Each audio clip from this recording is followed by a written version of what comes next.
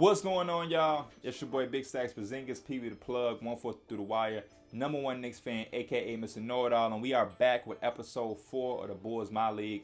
First and foremost, I want to thank y'all for the response I got in the first 3 episodes. Y'all been real insightful, real positive, and I just love the positive feedback anytime I drop something. But let's get right into it. I want to save as much time as possible and get right to the things. So what I did after episode 3 was I started to play the season. And what I like to do when I do rebuilds, especially with teams that are losing and young, I like to play the games myself. Like the first 5 or 10, try to give us a head start, try to get us some momentum, and win as many games as I can. I'm not going to win them all. As y'all see in the very first game, I played the first 7 games myself, literally all the games. And as y'all can see, the Bucks beat me. They beat me both times. For a while there, we had won every game except the games we played against the Bucks. We were literally 7-3, and all 3 losses came to the Bucks. We played the Bucks 3 times in the first 3 weeks of the season, and they killed us. But we do have a good end to that story down the line. But just to give y'all an update about what was happening when I was playing those games, some adjustments were made. I began to change the lineup a little bit. And we had made the decision to start Daniel Gafford. Just playing with them and doing different things. His energy was better suited for the starters. He runs the floor better. He just gives an inside presence offensively more than Wendell does. He's just bigger. You know, Wendell at 6'9", just plays a little bit more small. I mean, he's only an inch bigger at 6'10", but he just has a bigger presence as far as offensive rebound and attacking the glass, exposing mismatches and different things like that. Wendell can and Wendell does, but we had some games where he just had a hard time. You know, guys like Brook Lopez or Miles Turner really locked him up, and he just wasn't able to score close to the basket. But y'all now see 24 games in, he has a fire thing by his name because he's figured out his role off the bench. He's found it. It's clicked, and that was one of the best decisions I've made thus far because they're both clicking. They both have the fire on their names. Zach LaVine does too. He's been carrying us like a true all-star and MVP candidate. But yeah, that was a big significant thing. One other thing that happened during the season and during the course, Otto Porter had lost his starting spot. He had one of the worst, atrocious starts to an NBA season I've ever seen on my league, and I had started giving his minutes to Hutchison. But as of lately, he's come back to reality. He's been a little bit better than Hutchison, so he got his starting spot back. Another thing that I did was I moved Satoransky from the point guard to the small forward just so his overall can go up. He was like a 77 or 78. Now he's a legit 80, and he's been that for us all season. A Swiss Army knife. He's played 4 positions: point guard, shooting guard, small forward, and even some time at power forward. Denzel Valentine has done the same thing in his limited time. He's played all 4 positions. And then Chris Dunn, he's kind of out of the loop because we're giving minutes to Halliburton, we're giving minutes to Satoransky and whatnot. But when he has played, he's played a crucial part. He's closed games out for us. He's been a good defensive guy. Offensively, he's just not there. He can't shoot. He has his moments when he beat a couple guys off the dribble and can finish at the rim, but the shooting really does hurt him when he is on the floor. And Jay Crowder's been a good spark. I'm glad I signed him. His shooting and his defensive presence has been phenomenal. Those games we played against the Bucks, he was one of the only guys that could actually wall up or do something with Giannis on an occasional level. Joakim Noah hasn't really played. He's just been the guy on the bench yelling and giving our team that veteran presence. Tyrell Terry has had flashes of when he's played. It's been very limited, as right now he's in reserve. I don't know why 2K did that, but yeah, it's been real limited. But when he has played and he has garbage time to do stuff, we've let him play and expand and try to get some experience under his belt. Kenyon Martin Jr. got sent down to the Winter City Bulls because even as limited as Terry been, there's just been no minutes for Kenyon Martin at all, and he hasn't touched the floor. That's just a quick update on everything. Kobe White has kind of been up and down. He's still playing good and going up in the right direction. And that was the main focus about what I meant about starting the season off. Now, just explaining a little bit more for people that may not be involved in a My League or 2K situation.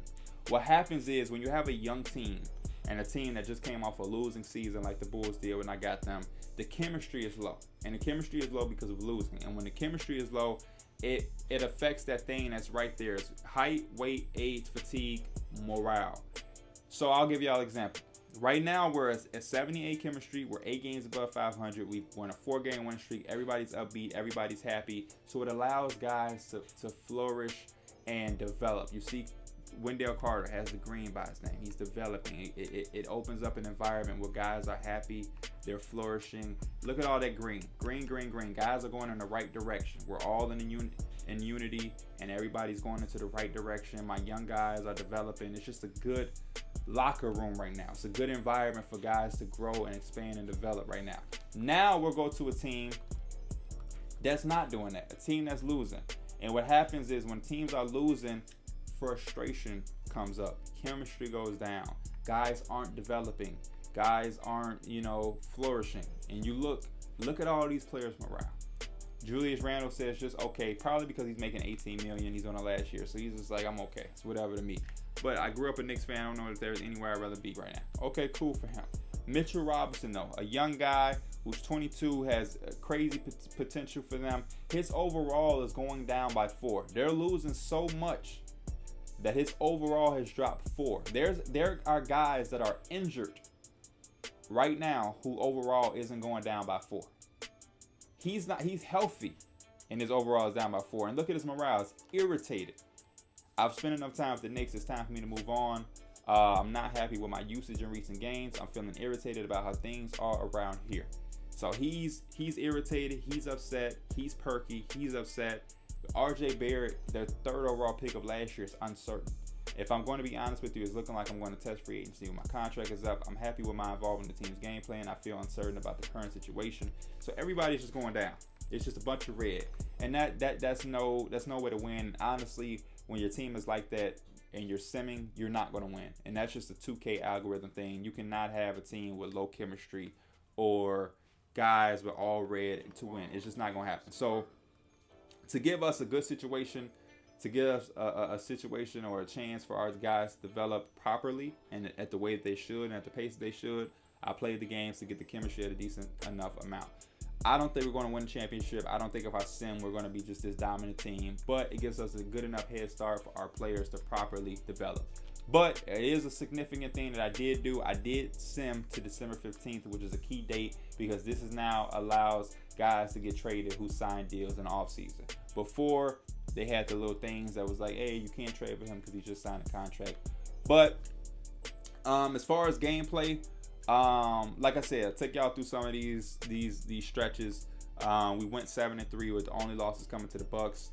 And then I say again, around the Pacers, one of these Pacer games is when I realized, probably this one, is when I realized Daniel Gafford should start for us. He had 23 and 15. Again, Zach only played 20 minutes because we were destroying them. So I was like, there's no reason for him to play the 3rd or 4th quarter.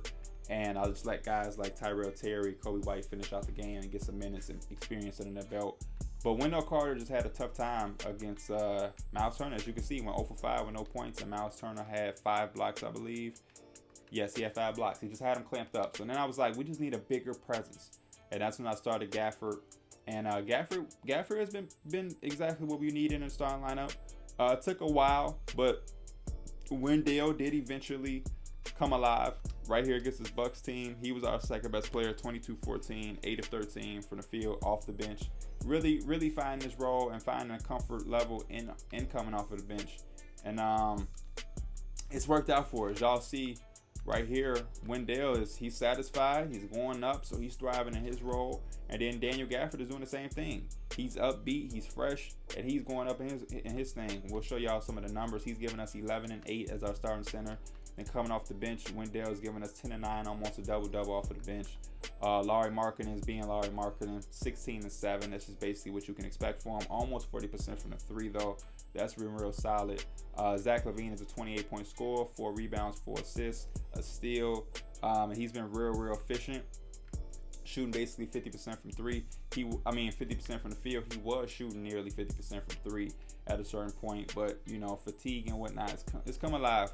Because he's had, a big load to carry. As you see these last 4 games, Zach has put up some crazy numbers. 26, one of his less efficient games, but this was a comeback win. I think we were down 5. We came back and won that one. Right here, MVP caliber game right here. We were down like 7 as well, and he put on this show.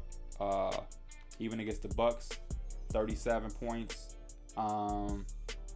big win. I was so happy to finally get this win. This is our last time playing them in the regular season, and I really wanted to win bad, and we did. What I did want to show y'all was this the third game? The third game of the season. I mean, third time we played them. Giannis went for 56, 20, and 10. So what happened was he was dominating us. So I said, okay, I'm all out of options of who can guard him, what I can do. So what I'm going to do is I'm going to zone him.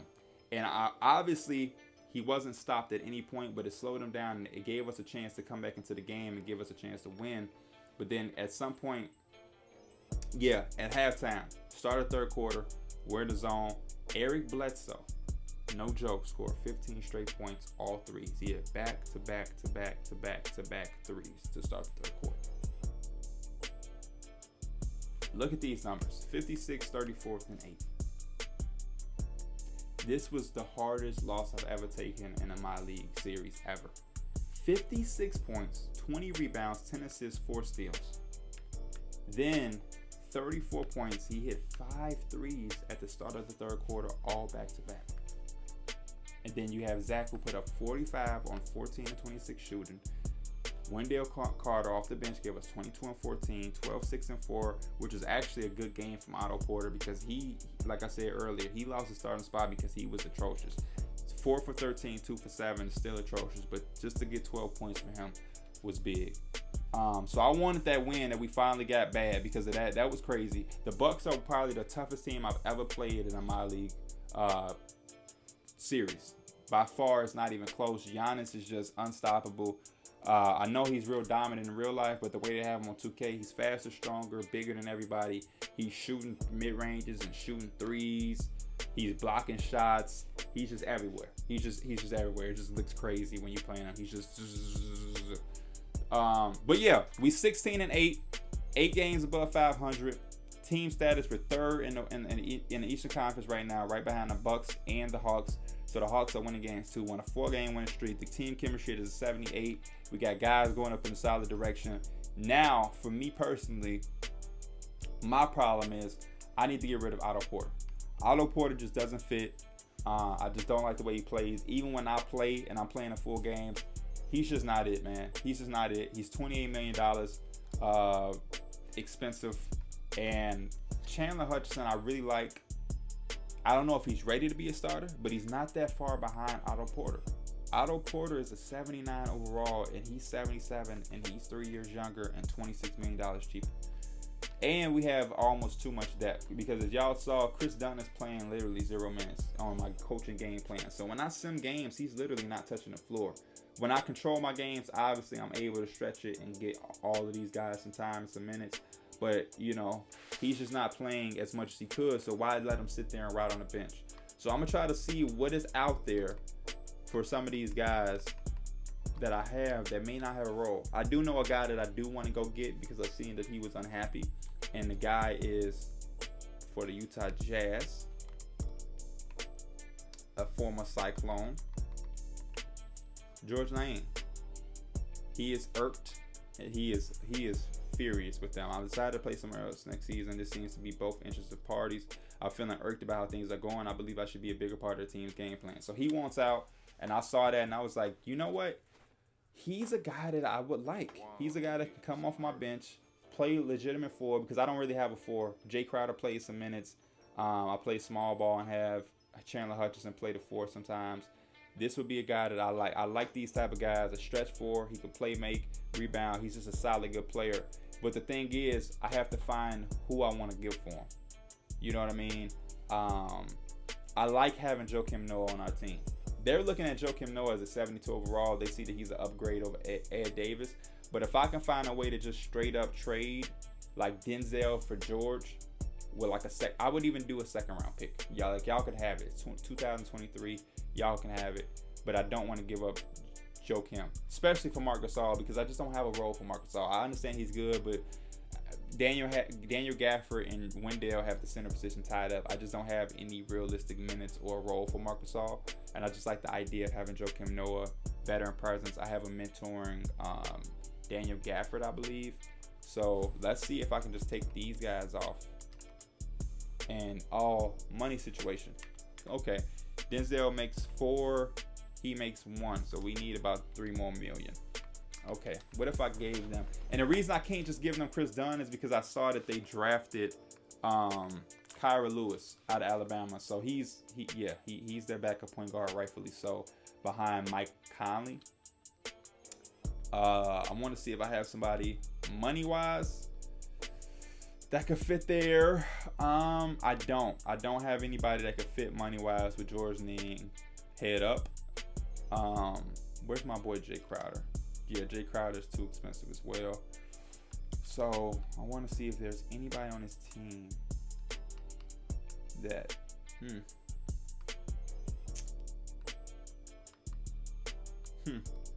yeah, man, that's the tough part. I want George Ning. I don't want to give up Chandler Hutchison. I don't want to give up Tyrell Terry. I don't want to give up Joakim Noah. I don't want to give up Joakim.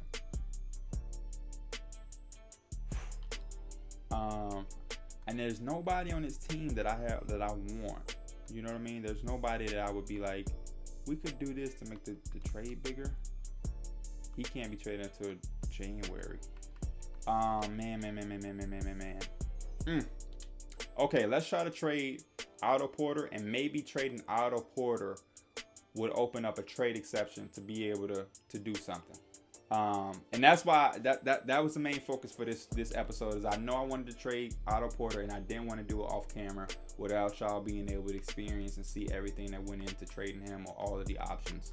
I want to pair Otto Porter and Chris Dunn up because Chris Dunn is really, there's nothing there. So I'm gonna really have to go and try to make this trade happen myself, because, and I think it's just because nobody wants those two. I think if we just did Otto by himself, offers will come up. Otto Porter's had a very terrible year, so it's understandable that only 12 teams have some interest. The Grizzlies, I like Slow-Mo, I like Kyle Anderson, but I don't want anybody for 2 years. I only want 1 year guys because Otto Porter is a 1 year guy, so I don't want to bring anybody back on multi-year deal unless they're substantially going to improve us. They actually wouldn't mind parting ways with Mike Conley, which is funny. This trade is nice. I like this trade, but obviously I still have Lauri Markkanen, and man, he's 25. Should I pull a blockbuster off? Lauri's 23. Man, I just love Lauri's stretching ability, man. He's 80 from the 3. He has a dumb shot on 2K. It's a low tough, but I just love, Aaron Gordon's only a 74, but I love his defense, man. I love Aaron Gordon's defense. He is the type of guy we need defensively. Man. And I'm not playing him at small forward. Because if I could, I would pull the trigger on this. And obviously, the reason the Magic would do this is because they get the $28 million of Otto Porter and then the $5 million with Jay Crowder. So they'll let that $33 million walk out. And then they want to play John Isaac at the 4. They'll just play John Isaac at the 4. And then they'll go into free agency with a bag and try to upgrade their team, because with Aaron Gordon, they not winning at all. With Aaron Gordon, they're not winning. So you have and I think they do have some good pieces. I think you have Vucevic, Fournier, they're both tied up. You're going to pay Jonathan Isaac. You're probably going to pay Markelle, and then you go out there and you can get a wing or something. They might be in the mix, but $33 million is dope, and they're definitely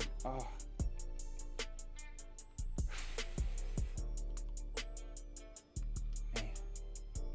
I think that what we need to do is what would Markkanen and Chris Dunn do for me? Because if I made that trade with the Magic, so nobody want Chris Dunn apparently. If I made that trade with the Magic, I would then need a small forward I would need some type of wing. Lauri Markkanen has some value right now.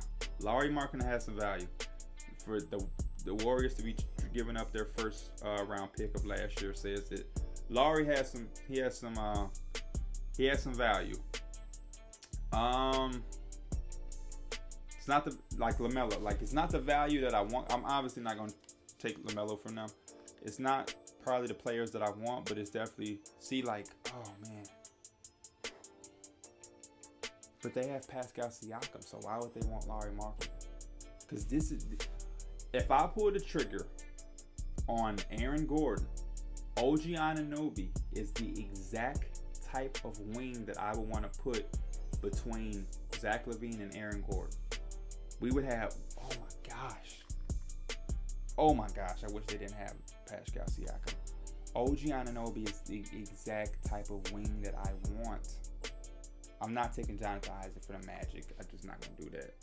Because then if I gave them, I'm not going to do 2 trades with the Magic.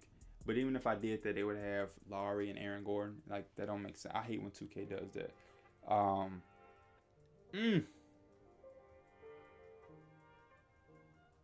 Man.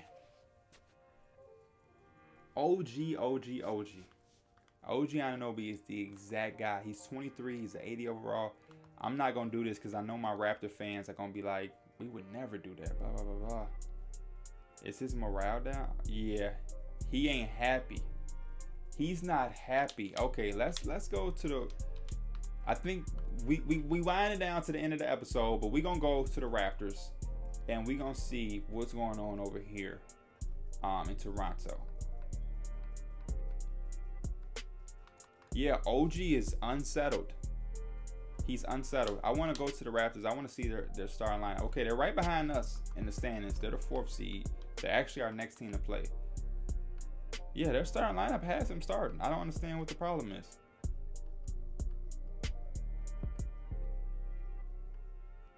They're winning. He's in the starting lineup. I have no idea what's wrong with OG. I am unsettled with things around here. I'm feeling good about how well the team has been playing. I'm not happy with my usage. He wants a bigger role. He wants a bigger role. But I just can't find... I can't do it because... I don't know. Okay, so they good in the center position. Even though Ibaka's a little bit older. Is he on last year of his deal? No, he has a lot more time. Favors us too. So the center position they kind of locked up in. What position do they lost Fred. They lost Fred. Which is why they have Terrence Davis. So they would want a point guard. They would want a point guard. Because I'm trying to think if we can do like a 3-team trade, would that also work? This might have to go into the next episode. I'm sorry, y'all. I know this might piss y'all off. Trade Finder, Larry Marketer. Listen, Raptor fans, I know y'all probably be upset because in real life this y'all boy, but on the game he's distraught and unhappy. So I'm gonna try to make something work. But I want to see if I can get them some type of point guard. I want to see if there's a young point guard. Uh-oh.